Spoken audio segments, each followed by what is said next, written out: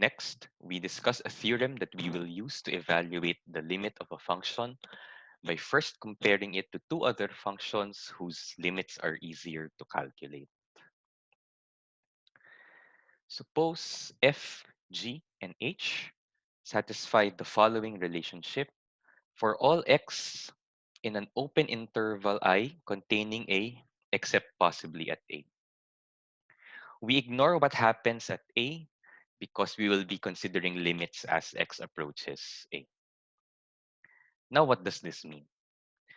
Since f is less than or equal to g, the graph of g is found above that of f on this interval, again, except possibly at a. Similarly, the graph of h is found above that of g. To illustrate, we have, say, this function f, this function h, and a function g found in between. Okay, so that's to illustrate the first condition. Now, suppose further that the limits of f and h as x approaches a are both equal to L. What can we say then regarding the limit of g of x as x approaches a? Now, in the diagram, the limits of f, g, and h as x approaches a are all still different. But if the limits of the upper and lower functions are the same, then the function in between must approach the same limit. Does that make sense? And this is true no matter how the middle function looks like.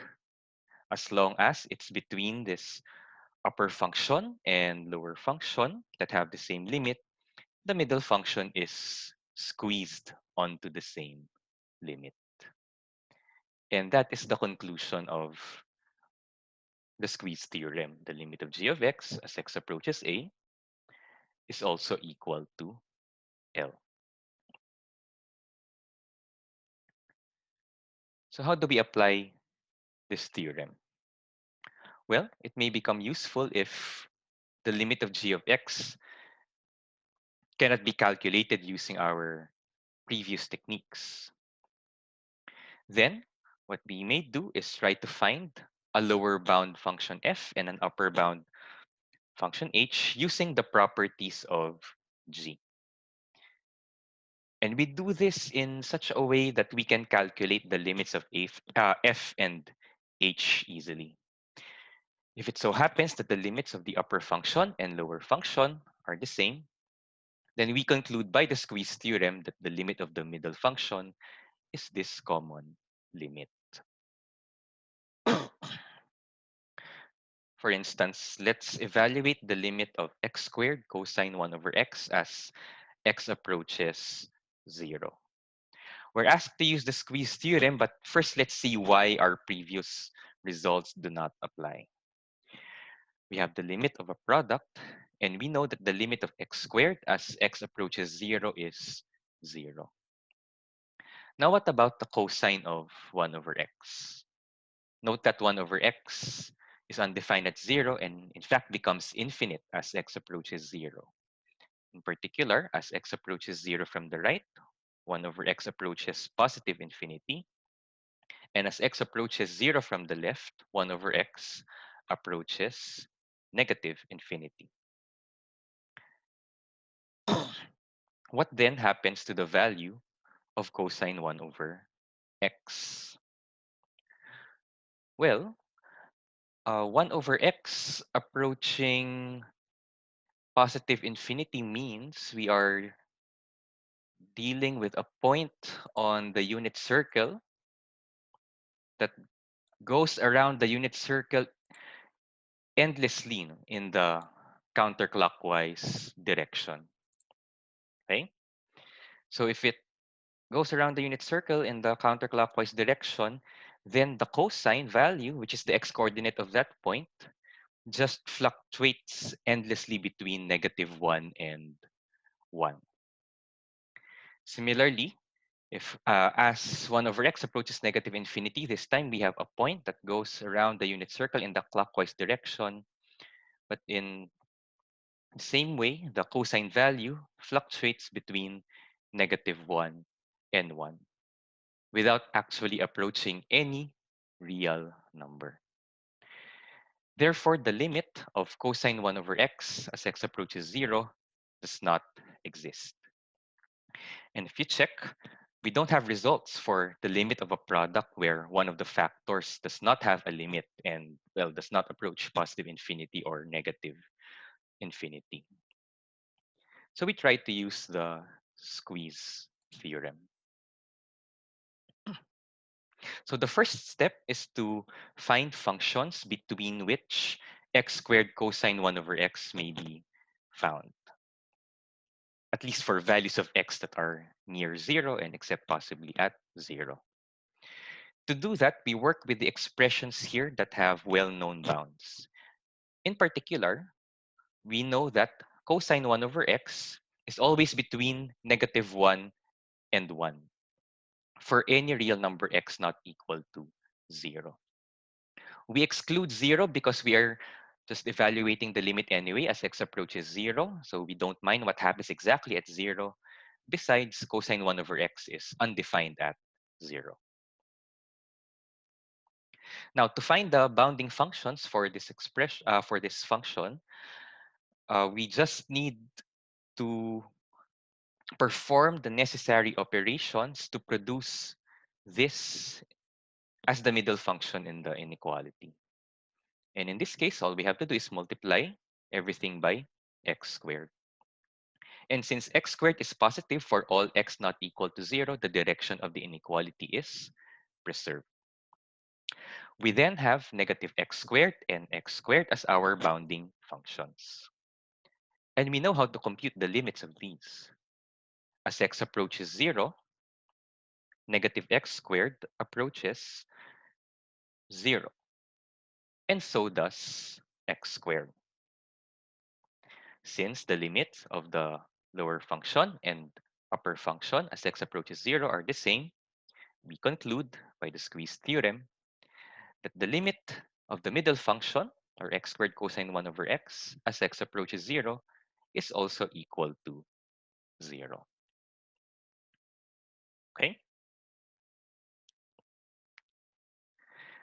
Note that there are versions of the squeeze theorem for uh, where x approaching a is replaced by x approaching a from the left, from the right, x approaching positive infinity or negative infinity. Again, the principle is if the limit of some upper function and a lower function are the same, then the limit of any middle function must be the same as the common limit. Next, we consider the limit of sine x over x as x approaches positive infinity. Let's first analyze what happens to each of the expressions here as x approaches positive infinity. Well, as x approaches positive infinity, the expression inside sine also approaches positive infinity. So, as in our previous slide, we have a point going around the unit circle in the counterclockwise direction. So the sine value, again, fluctuates endlessly between -1 and 1. And this limit does not exist. Meanwhile, the limit of the denominator is positive infinity. And we don't have results for limits of this form that does not exist over positive infinity. So again, we try to use the squeeze theorem. And we will start again by working with the known bounds for some of the expressions here. And in particular, we have known bounds for sine x. Okay, we know that sine x is always between -1 and 1. And we consider only positive values of x because we are letting x approach positive infinity. Now, to produce sine x over x in the middle, all we have to do is divide everything by x. And since x here is positive, then the direction of the inequality is preserved. Okay, so these now are our bounding functions. And what's the limit of -1 over x as x approaches positive infinity? It's of the form -1 over infinity, so its limit is 0. And similarly, the limit of 1 over x as x approaches positive infinity is also equal to 0. So again, we conclude by the squeeze theorem, the limit of the middle function sine x over x as x approaches positive infinity is also equal to 0. Next, let's compute the limit of 2 times the GIF of x plus 1 all over x as x approaches negative infinity. I hope you still remember the graph of the GIF from the review slides. Note that as x approaches negative infinity, the value of the GIF also approaches negative infinity. So this limit is indeterminate of the form infinity over infinity, but we have yet to deal with indeterminate limits involving the GIF at infinity. So again, we will use the squeeze theorem.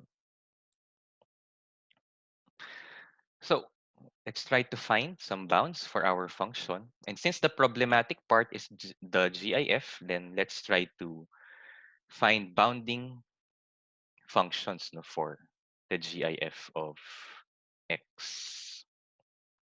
Now, by definition, the greatest integer less than or equal to x is, well, less than or equal to x. So that serves as an upper bound for the GIF of x.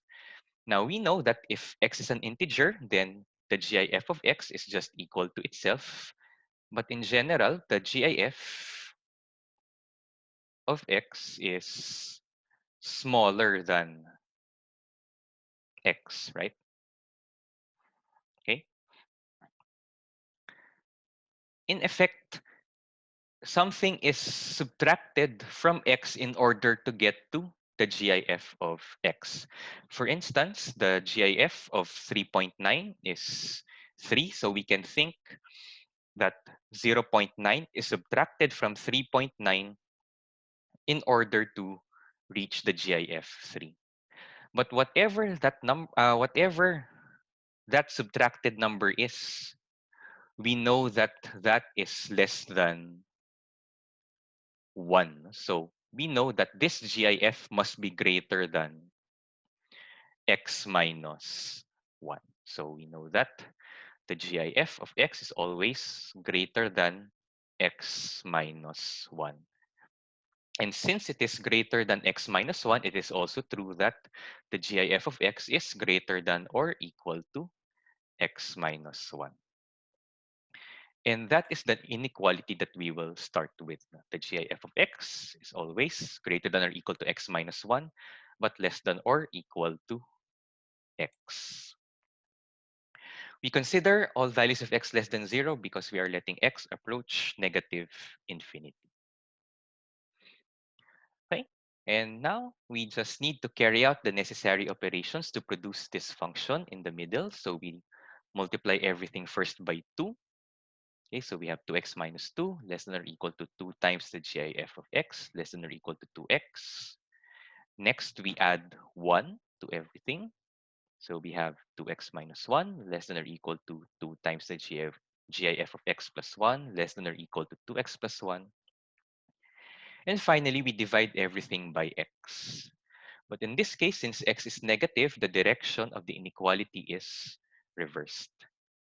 Anyway, we have 2x plus 1 over x now as our lower bounding function and 2x minus 1 over x as an upper bound function.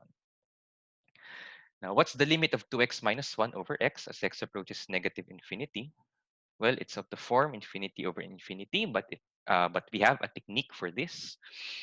We multiply and divide by 1 over x. So we get the limit of 2 minus 1 over x all over 1 as x approaches negative infinity. And the limit of this is 2. Similarly, the limit of 2x plus 1 over x as x approaches negative infinity is equal to the limit of 2 plus 1 over x all over 1 as x approaches negative infinity. And this limit is 2. Again, the limits of the upper function and the lower function are the same. Therefore, by the squeeze theorem, the limit we are computing is also equal to 2. And that concludes this portion on the squeeze theorem.